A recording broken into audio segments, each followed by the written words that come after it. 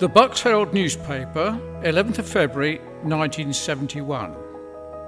David Clark, who had a 3-year career of undetected crime, experienced a Christian conversion while suffering from the effects of LSD, he told Aylesbury Magistrates Court on Tuesday.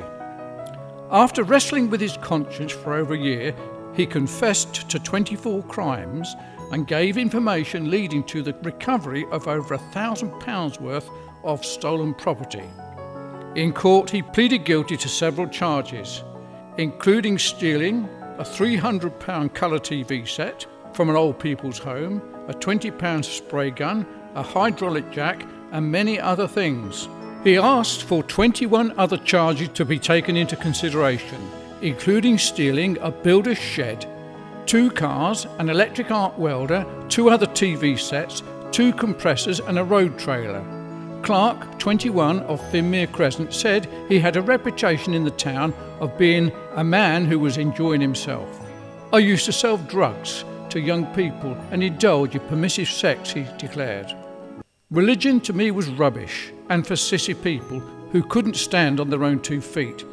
Within my heart I was searching for truth and a meaning to life." He had good prospects of getting on in life, he went on, "but I was not satisfied with what I had.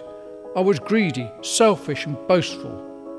Clark had been using pet pills and marijuana since he was 16 years old, he told the court, but it was after taking LSD that he experienced what he described as a major thing in my life.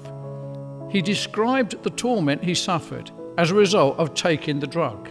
He went on, "I warn any young person who hears my testimony, the effects of LSD are so bad, I warn you to stay clear." While in this condition, he said he called on the name of Jesus and his torment went from him. "Jesus Christ spoke to me as clearly as I speak to you here today, saying, 'David, I'm with you.'"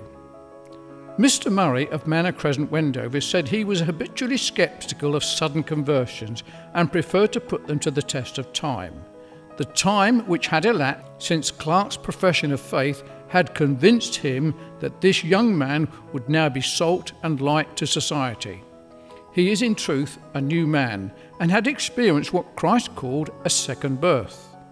Murray said Clark now put himself out to be of assistance, read the Bible intensely, always carried a New Testament, attended a wide circle of churches, and would spend hours in discussion on spiritual things.